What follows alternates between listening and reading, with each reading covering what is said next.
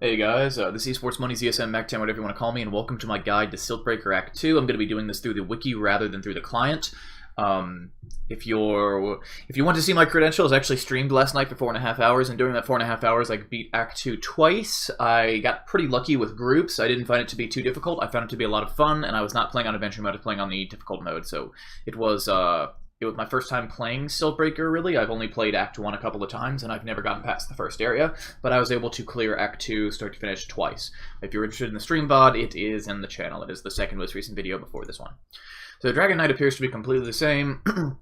Legion Commander, so these are the heroes that we have. We have DK, LC, Omni, Sven, Tiny, Tiny Tide, Treant, Drow, Gyro, Luna, Shadow Fiend, TA, Troll, Viper, Weaver, Dazzle, Jakiro, Lashrak, Lina, Windrunner, Witch Doctor, and Zeus, and Abaddon was removed because Abaddon, I think they thought Abaddon was too easy because of the way his ultimate works. So, looks like DK is basically the same. LC has reduced day vision range.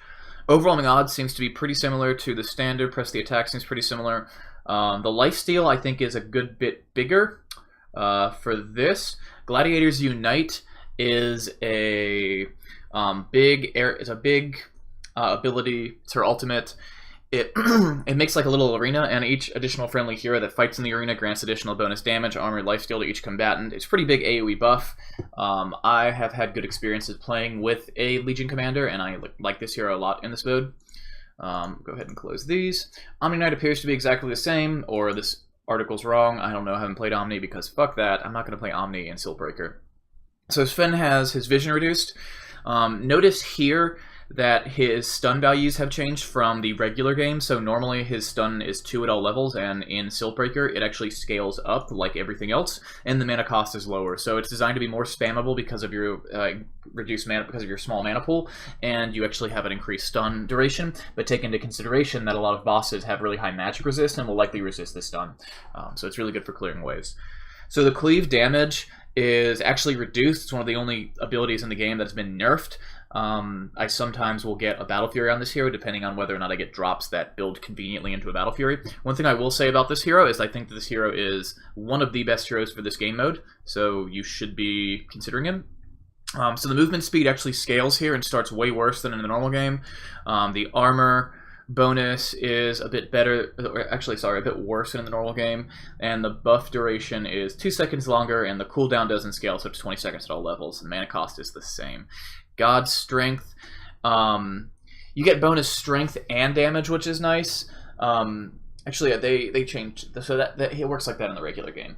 But one thing that doesn't work like this in the regular game is you actually have a every single cooldown that Sven has is reduced by 1 second for every kill that you get while under the effect of God's Strength. So that's really, really, really good. You can get to the point where you can keep this up near permanently if you're killing enough trash monsters.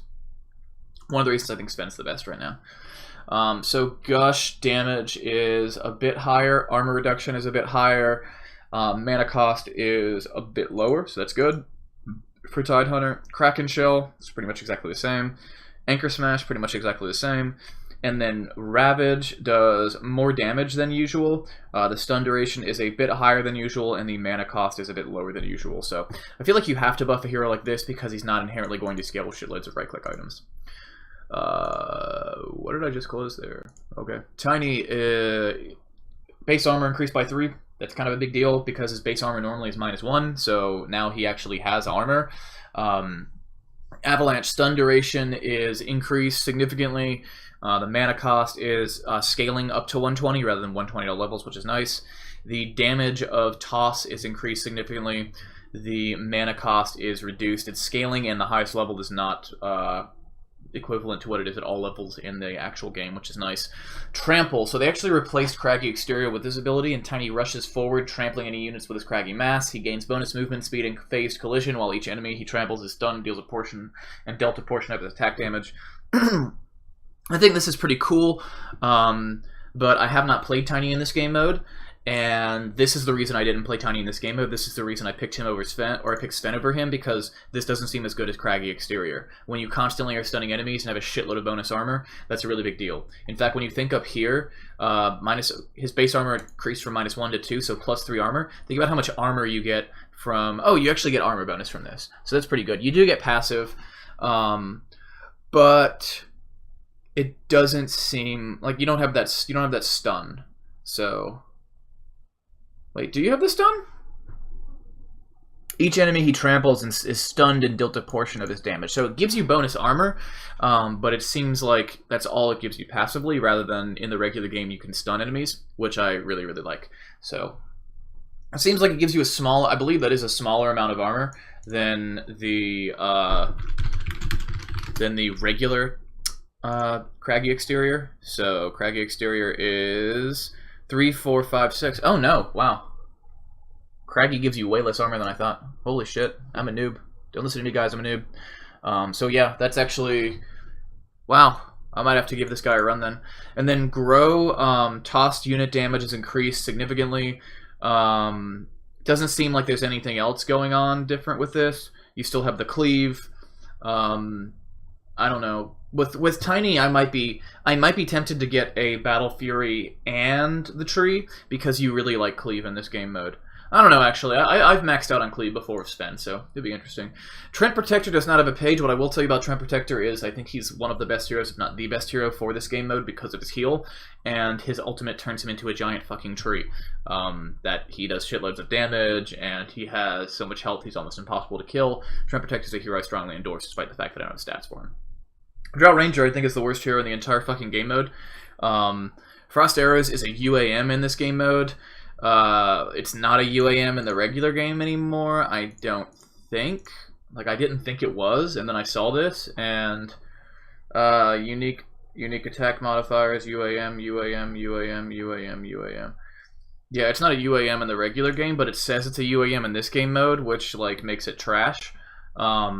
And then Quelling Shot is nice. It's basically split shot, but think about the pattern of Mirana's arrows. It doesn't shoot on target. You can shoot it on the ground, and it just costs like orb mana, like 24. But in the late game, you blow out so much mana with it that it sucks. And every arrow does 50% damage. It doesn't shotgun, so you can't hit the same target with more than one arrow, despite the fact that they can collide with them, which just sucks. And then standard precision aura, standard ultimate. This hero is absolute trash in this game mode, in my opinion. Gyrocopter. I assume he's significantly different, but they didn't give us data. Luna's pretty similar to normal. I haven't played her, but I've played a few games with her. She looks pretty similar to normal. I'm pretty sure they rescaled some values, though. Shadow Fiend, day vision reduced a bit. Modified values, mana cost reduced on Shadow Rays. Presence of the Dark Lord is left normal. Necromastery is left normal. Requiem Souls appears to be left normal. So this looks like the same hero as normal Dota. I would not pick him. I don't know why you would pick him. He doesn't seem like he'd be able to contribute much. I think they'd have to cut the mana down to 50 per raise for me to think that's a good idea. TA creates a defensive shield. Reflection. Doesn't look like they changed anything about TA either. Like, at all. So... yeah, they changed their vision a little bit. Doesn't seem like they changed much about her at all. Day vision change for Troll. Troll's another hero where I'd be surprised if they changed anything, because he's really... I've played with a few Trolls. I've not played as Troll. But he seems really, really good in the game mode. I really like having him on my games. Viper, thank you, Wiki. Weaver, thank you, Wiki. I don't know about Viper, but I know Weaver's almost identical. They've done some minor rescaling with him. But he's basically the same hero. Dazzle. I've not played with a Dazzle yet. They reduced his vision. Shadow Wave is basically the same. But it looks like they kept him pretty close to the same, which is understandable because of how good Shallow Grave is in this game mode. So if you have, especially if you have someone with lifesteal, so I think this hero is good, even though they left him unchanged. Kind of like Sven, they kind of left him close to unchanged. But again, I haven't played with a Dazzle. I haven't played with most heroes. I've only ran it twice, and both those times I got to the finish and ended the game. So day vision reduced for all the heroes. Day vision has been reduced. Doesn't look like there are any modified values for Jakira, so Jakira is exactly the same way he is in the normal game. Spirit or Siltbreaker, Leshrac. I have no idea. This one's actually a complete wild card to me. I would assume that something about him's changed, but I'm just gonna have to. This will be a gap in my guide, guys. I'm sorry. Lina, day vision reduced from 1800 to 1100. No other changes. The damage of her ultimate seems to have been increased pretty significantly. The cooldown is only 30 seconds, and the mana cost is significantly lower. So it's designed to be spammable, but remember, you're dealing with massive amounts of enemies in this game mode, so I don't think it's going to be that good. I don't know. I don't even know how you would skill this guy talent-wise in this game mode, so... Interesting. This makes Lina like super broken in regular Dota, but I think that she's still like one of the weaker heroes in this game mode. However, one thing I will say is that there are a few areas where there are units that spawn other units and they're ethereal, so they have to be hit with magic damage, and for this reason, Lina would be extremely strong in helping you guys clear those rooms, because I never had anyone that could do straight magic damage during those rooms, and they suck for that reason. They really suck. Shackle Shot. Shackle is made to a second unit. The Shackle will bounce to continue behind that unit. Okay, so Shackle Shot can now bounce to up to 9 units. That's really cool. I think you need big AoEs like that in this. It seems like that's the only real change. So now you can Shackle Shot like 9 different people at once, which is cool, but still, you're dealing with massive amounts of units. You better hit that shit right, or else 9 is not gonna, or else like 3 or 4 units is not that significant, especially when a lot of this could be trash. Paralyzing cast cooldown has been reduced to 10 seconds at a level, so I think that's very good. Creep stun duration has been reduced as a scaling value up to 3.5. At level 4, that's pretty good. All other things held constant about that skill. So Maledict affects creeps, which it would fucking have to, because normally Maledict only affects heroes. Lost health as burst damage percentage has been scaled a bit differently, so it's like half of what it was. I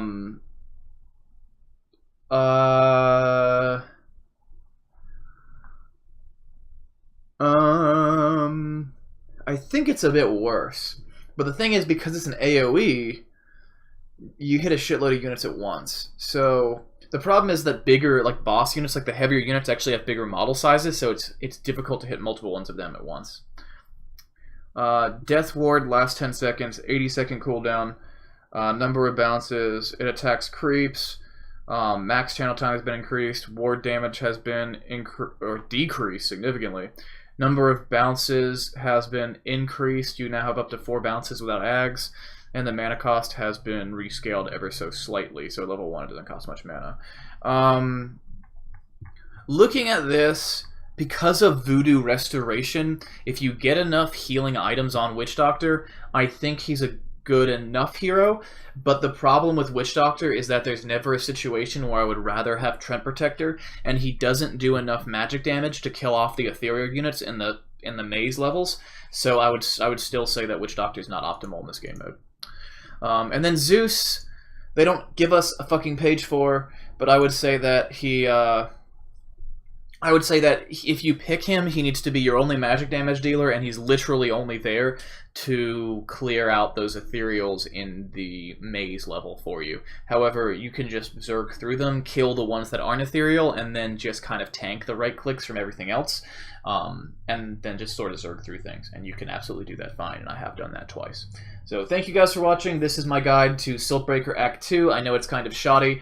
Real quick, I want to go over combinations of heroes that I think are really, really strong and will lead you to an easy game. You want Treant Protector every single game if you can help it, and you want Sven every single game if you can help it, and then you've got a little bit of leeway. So like Troll Warlord helps overall because of his ultimate, and the Zeus is pretty good at magic damage, but you actually have a lot of leeway here. You can get a Dazzle if you want. I would say, though, honestly, I would try to get only one support. The only benefit that having a Dazzle alongside the Treant Protector gives you is you have additional healing, so you're that much tougher, and you're going to be able to do magic damage to those ethereals if you know how to time that stuff right. One thing that I would be careful about, though, is if you have two supports like this, then you're probably going to want some kind of ranged hero. Never pick Drow. She's fucking trash. Never pick that hero. Troll, I think, is probably... Troll and TA, I think, are the best ranged heroes in this game mode for right-clicking. And if you do go for that ranged hero and then you have two supports, that means your Sven now has to tank the entire horde by himself. So that's something to keep in mind. Battle Fury Troll for his melee form is actually pretty good in this game mode. But I think the optimal way to play this game is to have a Sven and a Treant Protector in your game every single match, at least until you have a shitload of artifacts. So thank you guys for watching. Make sure that you haven't been unsubscribed if you were subscribed, because a lot of people keep telling me to keep getting unsubscribed. So I don't know why that is. Some bug in the YouTube algorithm. So thanks, guys.